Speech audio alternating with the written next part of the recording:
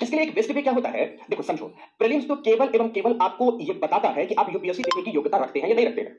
Prelims के आधार पर आपका यूपीएससी में कोई सिलेक्शन नहीं होने जा रहा, कोई चयन नहीं होने जा रहा है। ये उन तमाम बच्चों को छांट कर अलग कर देता है जो सच में यूपीएससी देने योग्य होते नहीं है। तो ये बेसिकली आपके एक एलिमिनेशन प्रोसेस का एक पार्ट है, जिसमें से बहुत सारे बच्चे एलिमिनेट हो जाते हैं और जो एलिमिनेशन से बच गया वो प्रीलिम्स क्वालीफाई करता है मेंस एग्जाम के लिए। ध्यान रखना, आपके यूपीएससी के एग्जाम में सर्वाधिक महत्वपूर्ण भूमिका मुख्य परीक्षा ये निभाती है। मुख्य परीक्षा और इंटरव्यू में प्राप्त किए गए मार्क्स के आधार पर ही आपका सिलेक्शन लिस्ट बनता है कि आप सेलेक्ट हुए हैं या नहीं हुए हैं, आप किस रैंक में आ रहे हैं, टॉप टू बॉटम आप किस रैंक में आ रहे हैं। इन दो एग्जाम में आपके द्वारा उपलब्ध किए गए जो मार्क्स होते हैं इसके आधार पर आपकी चयन सूची का निर्माण होता है। इसलिए इस एग्जाम पे परेशान होने की जरूरत नहीं है। शुरुआत आपको यहां से करनी है।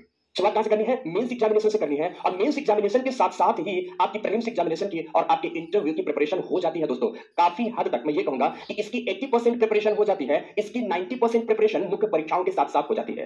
रेस्ट ऑफ 20% के लिए काम करना पड़ता है, लेकिन वो काम कैसे होगा? जब आप टॉपिक पढ़ लेंगे तो खुद ही आपको समझ में आने लगेगा और अपने अपने विषय के शिक्षकों द्वारा आपको ये बात समझाई भी जाएगी कि मेंस एग्जामिनेशन के बाद अब बचे हुए सेक्शन को प्रीलिम्स के लिए कैसे तैयार करना है, या मेंस एग्जामिनेशन की कंप्लीट प्रिपरेशन के बाद इंटरव्यू के लिए पर्सनालिटी डेवलपमेंट में आपको और कौन-कौन से इंप्रूवमेंट्स करने हैं। मॉक इंटरव्यूज के माध्यम से या अन्य चीजों के माध्यम से वो 10% की प्रिपरेशन का पक्ष यहां पर आता है, आपके बायोडेटा से रिलेटेड एंड एक्सेट्रा चीजों से संबंधित चीजें आती हैं यहां पर। तो इनकी प्रिपरेशन करने का तरीका है कि आपको फोकस होना है मेंस एग्जामिनेशन पर और मेंस के माध्यम से ही प्रीलिम्स की ओर जाना है और मेंस के माध्यम से ही इंटरव्यू की ओर जाना है।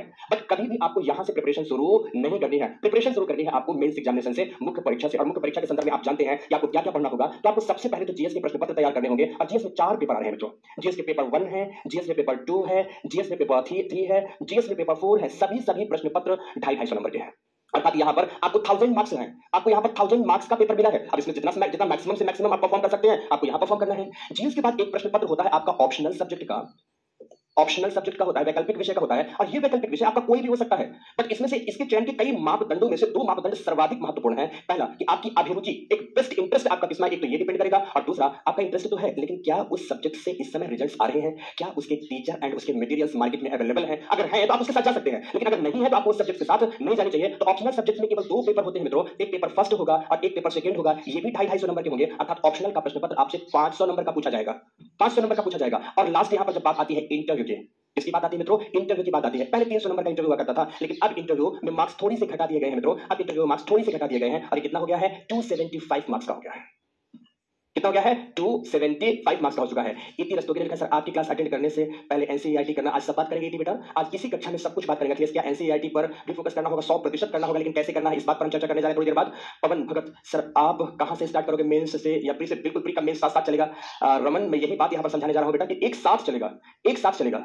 मुख्य परीक्षा के साथ साथ ही प्रिपरेशन प्रीलिम्स की चल रही होती है और इंटरव्यू की चल रही होती है। यही सब समझाने का प्रयास है, क्योंकि कक्षाओं के दौरान हमने नोटिस किया है कि क्लासेस स्टार्ट हो जाती है, फिर भी कई बच्चे, ऐसा नहीं कि एक तो बच्चे, ह्यूज मात्रा में बच्चों का प्रश्न यहां से हमेशा बना रहता है सर ये प्रीलिम्स का चल रहा है या मेंस का चल रहा है। हम समझाते हैं दोनों चल रहा है तो बच्चों को बातें समझ में नहीं आती हैं। तो बेसिकली ये जो तैयारी है ये साथ साथ चल रही है। मुख्य परीक्षा की तैयारी के साथ आपकी प्रीलिम्स की भी तैयारी चलती रहेगी और आपके इंटरव्यू की भी तैयारी चलती रहेगी। और कैसे कैसे हम यहां पर ये समझाने जा रहे हैं, तो ये मित्रों ये है यहां पर मुख्य परीक्षा में यहां इंटरव्यू को अगर मैं हटा दूं, इंटरव्यू को हटा दूं, तो मुख्य परीक्षा में यहां एक पेपर आपके लिए जो बहुत महत्वपूर्ण होता है वो निबंध लेखन का होता है। और निबंध लेखन का पेपर आपसे 250 नंबर का पूछा जाता है।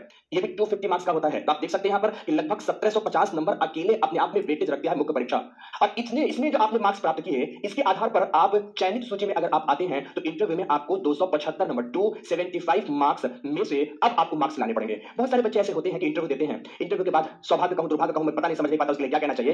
बट इत्तेफाक सबसे ज्यादा उपयोगी और उपयुक्त होगा कि इत्तेफाक बस अगर वो सिलेक्ट नहीं हो पाए तो जनरली उनकी सारी की सारी मीडिया यह कहती है कि बाकी तो सब चीजें ठीक थी, उसे इंटरव्यू से बाहर कर दिया गया। यूपीएससी में ऐसा कुछ भी नहीं होता, किसी भी बच्चे को इंटरव्यू से बाहर नहीं किया जाता, बल्कि मुख्य परीक्षा और इंटरव्यू दोनों के मार्क्स ऐड किए जाते हैं। और दोनों के मार्क्स ऐड करने के बाद जो बेसिकली मेरिट लिस्ट बनती है, उस मेरिट लिस्ट के आधार पर ही बच्चों का चयन होता है। यूपीएससी ब्यूरोक्रेसी के लिए यहां पर चयन होता है, इस बात को ध्यान रखना है आपको। तो इस प्रकार का पैटर्न होगा। जो टीचर के पढ़ाने का तरीका होगा वो मेंस कम प्री, ध्यान रखिए, प्री कम मेंस नहीं, मेंस कम प्री ओरिएंटेड होगा। अर्थात मेंस एग्जामिनेशन के साथ साथ वह प्री की तैयारी साथ में कराएगा। और जब मेंस के टॉपिक आप कर रहे होंगे तो इंटरव्यू के लिए भी आपको विषय वस्तु मिल रहा होगा, पर्याप्त विषय वस्तु मिल रहा होगा। इसलिए तैयारी की शुरुआत यहां से होगी। क्लियर हुई बात की नहीं? अब देखो